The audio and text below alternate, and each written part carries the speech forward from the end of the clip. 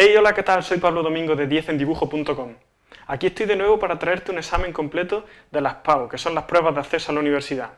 En este caso te traigo el de Castilla y León, de junio de 2014. Te explicaré con detalle los 6 ejercicios correspondientes a las dos opciones, tanto la opción A como la opción B. Empezaré por el primer ejercicio, que se trata de geometría plana. Nos piden dibujar un pentágono conocido el lado, que es de 40 milímetros. Sabemos que ese lado tiene que estar apoyado en una recta y que su vértice opuesto tiene que estar apoyado en otra recta.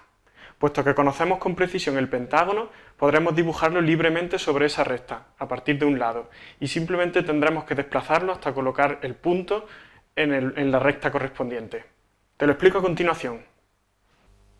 Como te decía, estas son las dos rectas que nos dan. La recta R, sobre la que estará apoyado un lado del pentágono, el lado AB, y la recta S, sobre la que estará el vértice opuesto al lado AB, es decir, el vértice D. Como conocemos el lado del pentágono, que es de 40 milímetros, lo dibujaré en una posición aleatoria sobre la recta R, partiendo de uno de los lados, el lado AB. Y luego haremos la traslación. Tomaré un punto aleatorio, el punto 2, y dibujaré un radio de 40 milímetros de manera que tengo uno de los lados del pentágono apoyado directamente en la recta R. A partir de aquí simplemente tendremos que dibujar un pentágono dado el lado. ¿Cómo se empieza? Pues por la mediatriz. Dibujo la mediatriz y esto me da el punto medio M. Dibujo una recta paralela a esa mediatriz, es decir, perpendicular a la recta R, por el extremo 2. Ahora dibujo un arco de circunferencia con centro en 2 y radio 2, 1, es decir, el lado del pentágono. En este arco estará el siguiente vértice del pentágono. Esto me define el punto P sobre la perpendicular. Con centro en M y radio MP, dibujo un arco de circunferencia que corta a la prolongación de la recta R en el punto Q. La distancia 1Q es la diagonal del pentágono. Por tanto, si yo dibujo un arco con centro en 1 y el radio hasta Q, obtendré la posición de dos de los vértices, es decir, las dos diagonales que se pueden trazar desde 1. Estará el punto 3 en esta posición, el adyacente a 2, y el 4 sobre la mediatriz del segmento 1, 2. Para obtener el quinto punto simplemente tomaré el radio igual al lado del pentágono, es decir, el radio 1, 2, y con centro en 1 dibujo un arco y con centro en 4 dibujo otro arco. Esto me define la posición del punto 5 y ya puedo dibujar el pentágono completamente. Como ves, este pentágono cumple las condiciones de que tiene un lado de 40 milímetros y de que uno de sus lados, el lado 1, 2, está apoyado en la recta R. Lo único que nos falta para terminar el ejercicio es conseguir que este punto 4, el vértice opuesto al lado 1, 2, corresponda con la recta S. Para ello haré una traslación en paralelo a la recta R por el punto 4. Y este será en la intersección el punto D definitivo, es decir, el vértice D del pentágono. Ahora, mediante paralelas a esta recta, simplemente haré una traslación del pentágono, de manera que paso una recta paralela a R por el punto 3 y 5, y con una recta paralela a la 4, 3 obtengo el vértice C, y con una paralela a la 4, 5 obtengo el vértice E. De la misma manera, con una paralela al lado 3, 2 obtengo el vértice B, y con una paralela al lado 5, 1 obtengo el vértice A. Y este sería el resultado definitivo. ¿Qué? ¿Te ha parecido fácil el primer ejercicio? Vamos ya con el segundo. El segundo ejercicio es de sistema diédrico. En él nos dan un rectángulo que define un plano y este plano es paralelo a la línea de tierra. Es decir, que si tenemos los planos de proyección así, el plano estará en esta posición. Tendremos que dibujar sobre él una circunferencia y, como sabes, en primer lugar tendremos que abatir el plano y dibujar la circunferencia y luego desabatirla. Una de las dificultades de este ejercicio es que al abatir el plano se nos sale de los márgenes del dibujo. Tendremos que utilizar un camino alternativo. La segunda dificultad es que tendremos que dibujar los ejes de la elipse, pero bueno, lo explicaré a continuación. Aquí están las dos proyecciones del rectángulo, tanto la vertical como la horizontal, y el radio de la circunferencia que tendremos que colocar justo en el centro de este rectángulo. En primer lugar tendremos que abatir el plano. Para ello lo colocaré de perfil. Utilizo un plano de perfil coincidente con este lado del rectángulo y me llevaré al perfil el punto M. Con un arco de circunferencia llega hasta aquí, hasta la línea de tierra, y puesto que su cota es 0, esta sería la proyección de perfil del punto M. Haré lo mismo con el punto N, me lo llevo hasta la línea de tierra, y en este caso sí que tiene altura, esta altura. Me llevo la recta horizontal y obtengo la posición del perfil del punto N. Y así ya tenemos la posición real del plano, es decir, vemos el perfil con su inclinación correcta. Como te decía, el abatimiento de este plano se sale de los márgenes del dibujo. Tendríamos que dibujar un arco con centro aquí y radio hasta este punto, y como puedes ver se sale del dibujo. Por tanto, utilizaré la dimensión real del rectángulo que se ve en este perfil, la dimensión MN, y la colocaré a partir de la recta MQ. Como puedes ver, la recta MQ es la traza del plano y servirá como charnela. Por tanto, si coloco ahí la dimensión D, estaré abatiendo directamente el rectángulo. Mediante una recta paralela y una perpendicular, obtendré el rectángulo abatido con sus vértices M, N, P y Q. Puesto que tengo que dibujar la circunferencia justo en el centro de este rectángulo, dibujo las diagonales. Las coloco aquí, tanto en el abatimiento como en la proyección horizontal y vertical. En el punto central, dibujo la circunferencia con el radio R que nos dan. Y este punto central coincide con los centros en proyección horizontal y en vertical. Puesto que tenemos que encontrar los ejes de la elipse que nos los piden en el enunciado, dibujaré los ejes principales, el paralelo y el perpendicular a la línea de tierra. Obtengo así 8 puntos de la circunferencia que me serán suficientes para poder dibujarla en la elipse, en las proyecciones. Encontraré la proyección horizontal de la circunferencia mediante afinidad, de tal manera que la charnela, es decir, el lado MQ del rectángulo, será el eje de afinidad y la dirección será la perpendicular. Los puntos 2, 4, 6 y 8 se van directamente en esta dirección de afinidad y se coincidirán con las diagonales que ya hemos dibujado. Como puedes ver, esta diagonal es afín a esta. Y por tanto, el punto 2 corresponde con esta de aquí. Lo mismo haremos para los extremos del diámetro principal, este diámetro paralelo a la línea de tierra. Si yo dibujo este diámetro también en paralelo por el punto O' y el O'', encontraré sobre la perpendicular los puntos 1', 1'' y también los del punto 5. Los puntos 3 y 7 de la circunferencia son los más complicados porque no es tan fácil cortarlos mediante afinidad. Así que utilizaré un punto que ya conozco. Para el caso del punto 3 utilizaré el punto 5, del que conozco su afín, que es el 5'. Por tanto, en el punto doble que pertenece al eje MQ, lo uno con la proyección horizontal del 5. Y en la recta perpendicular obtengo la proyección horizontal de 3. Haré lo mismo para el punto 7. Tomaré el punto 1, lo prolongo hasta el eje y en el punto doble, es decir, el que pertenece al eje, lo uno con el punto que ya conozco, es decir, con el punto 1. En la prolongación obtendré la proyección horizontal del punto 7. Para obtener la proyección vertical podría hacerlo a través del perfil, lo mismo que hemos conseguido los vértices M y N. Pero en lugar de eso, obtendré la proyección en el perfil del vértice O, del centro de la circunferencia O. Como sabemos que esto está en verdadera magnitud, puedo colocar directamente sobre ese centro el radio de la circunferencia, el radio a un lado y el radio hacia otro.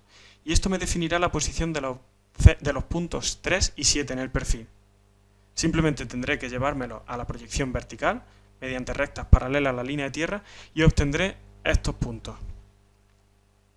Como puedes ver, ya tenemos los 8 puntos que definen la proyección horizontal de la circunferencia y los de la proyección vertical.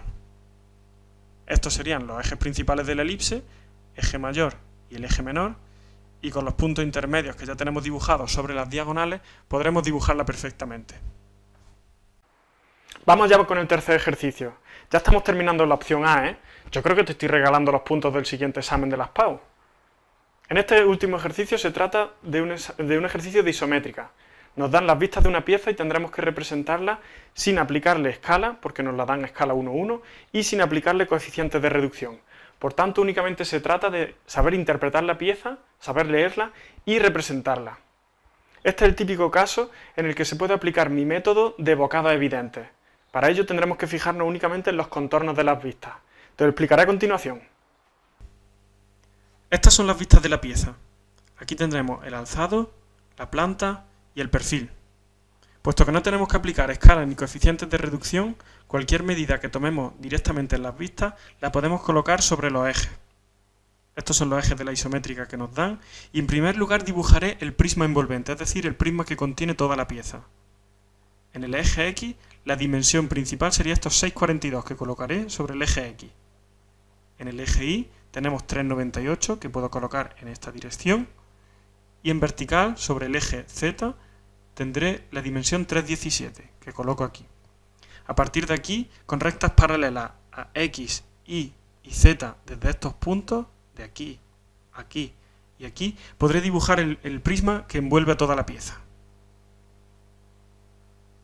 Dibujo paralela por aquí, esta vertical, esta paralela al eje Y, esta paralela al eje Z, y cierro el prisma completamente. Ahora utilizaré, como te había dicho, mi método de los bocados evidentes. Este método consiste en eliminar de la pieza en perspectiva aquellas partes de las vistas que no contienen pieza, es decir, que no tienen sólido. Como puedes comprobar en este alzado, el bocado más evidente sería esta parte de aquí y esta de aquí. Aquí no existe pieza, es decir, está el vacío. Por tanto, si yo lo elimino de la pieza directamente, iré moldeándola poco a poco hasta ir consiguiendo definirla. Tomaré como primera dimensión esta altura A, que define este vértice, y la colocaré sobre la parte izquierda del alzado. Este sería el alzado, y aquí colocaré la altura A. Puesto que en el otro lado también es la misma altura, dibujaré una recta paralela al eje X y definirá la posición de este vértice. Para definir la posición del vértice superior, es decir, de la cumbrera, tomaré la dimensión sobre el eje X, esta dimensión B, y la coloco en el alzado en esta posición. Esto me irá en vertical hasta la parte superior, como puedes ver aquí, y ya tengo la forma de la cumbrera directamente sobre el alzado principal. Y ahora, como no existe pieza, puedo proyectar esto hasta el fondo, es decir, con rectas paralelas al eje Y, dibujo la proyección de este alzado hasta aquí, hasta el fondo, y puedo dibujar este alzado también en la parte final. Como puedes ver, estas partes de aquí podríamos eliminarlas directamente puesto que no contienen pieza, y ya vamos moldeando la figura. El siguiente bocado evidente que daremos será el de este rectángulo de aquí, este que se ve en planta. Como puedes ver, aquí no existe pieza, por tanto, si lo elimino, iré definiéndola poco a poco. Tomaré esta dimensión C, que la pondré en la parte posterior derecha, es decir, aquí, y dibujo la recta perpendicular que le corresponde en esta dirección. Tomaré también la dimensión D a partir de este extremo, y desde aquí dibujo la recta perpendicular que le corresponde, y la profundidad E, que está tomada en el eje Y, es decir, sobre este eje, puedo medirla aquí. Esta sería la dimensión E, y por una paralela, que sería en la dirección del eje X, por aquí, definiré la posición en planta de este bocado evidente. Y ahora tenemos que extruirlo y darle volumen. Por tanto, dibujo las rectas verticales que llevan hasta el tejado. Este sería el corte que da ese bocado a la pieza. Hago lo mismo con la otra parte más profunda, y al unirlo con estas aristas de aquí verticales, obtengo las paredes que me van a hacer el corte de esta pieza. Desde estos vértices puedo unir con rectas paralelas al tejado y obtengo el bocado que decíamos. Como puedes ver, ya empieza a intuirse la pieza. Por ejemplo, el perfil está saliendo de manera natural. Por ahora, solo nos hemos fijado en el alzado y en el perfil, y en dos partes muy concretas. Y sin embargo, ya está apareciendo el perfil. Por ejemplo, este rectángulo de aquí, podemos comprobar que es una parte de esta pared de aquí. Es decir, esta arista queda más baja que esta, y por tanto deja aparecer una parte de esa pared. O esta parte de aquí, del zócalo, que se corresponde con esta de aquí. Es decir, sin dibujar nada sin fijarnos en nada de este perfil, ya está apareciendo de manera natural. ¿Qué es lo que todavía queda por dibujar? La parte delantera, esta de aquí. Esta parte de aquí da un bocado completamente a la pieza, y es el que se corresponde con esta arista de aquí, así que simplemente lo dibujaré. Esta dimensión F la coloco en el alzado en su posición correspondiente y dibujo la recta que le da profundidad. Esta profundidad G, tomada sobre el eje Y, se hace corresponder con esta de aquí y ya puedo dibujar su extrusión. Sería esta de aquí, esta pared, y al dibujarla con la recta paralela al tejado obtengo el corte de esta pieza. Como puedes ver, viene en esta dirección y esta arista de aquí se corresponde con esta. Lo último que nos falta por definir es este rectángulo de aquí que se corresponde con este y que, como en el perfil no tiene nada extraño de rampas ni cosas circulares, se trata simplemente de un prisma que podré medir con la dimensión h en planta y su profundidad g, que es la misma. Por tanto, desde este punto dibujo rectas paralelas a los ejes correspondientes y puedo dibujar el prisma definitivo. El resultado lo remarco en rojo grueso para las líneas vistas y en discontinua para las líneas ocultas. Puedes comprobar por ti mismo que cualquier recta que aparece en las vistas se corresponde con la pieza. Por ejemplo, esta discontinua de aquí se corresponde con esta de aquí y esta vertical de aquí con esta de aquí. Espero que te haya gustado el vídeo. Puedes ver la opción B en otro vídeo completo de YouTube.